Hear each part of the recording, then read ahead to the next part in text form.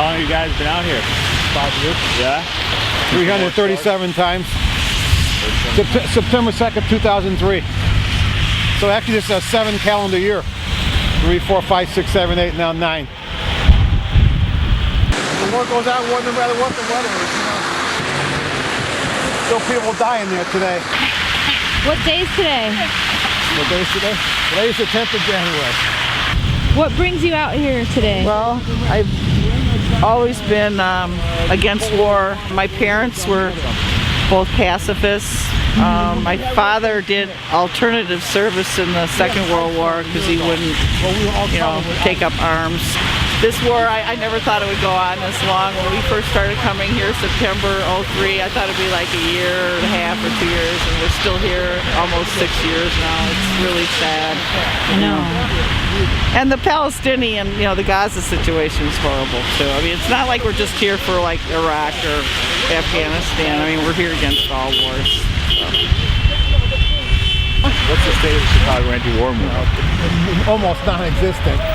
Right. It's like couple hundred, maybe 100 hardcore people, that's about it. And it's a lot of fair-weather people, He's a Vietnam vet. But we've had a number of Iraq veterans stop. I belong to Vietnam veterans. And most of them have all been against the war too. It's surprising. The Iraq War veterans, it's like 7-3 or something like that. So it's like a high percentage of the Iraq War veterans are, they think it's a bad idea and they think it's, U.S. should get out. Are you guys optimistic about Obama changing the war policy? Not me, dude. Why not? During the Vietnam War, they drew up the Paris Peace Accords, and in that agreement, it said that U.S. troops could and would be withdrawn within 60 days. Now, while that didn't really happen, somebody thought that was a practical thing. Obama talks about 16 months, and he even says depending on conditions on the ground. So you got to wonder, what his real priorities are. But if you live nearby and you think it was a bad idea, we do have extra signs. I got this other one. It's like Bush, and it's like Satan. He's like red and black, and he's got like these rays. It's really, and it says 100% pure evil. I don't have it here today because it's in the car. I don't bring everything out on a bad day like this, but that one's really cool. Every Saturday, 2 to 4, 337 times. 337 times too many. Well, we're stubborn though, people. We don't give up.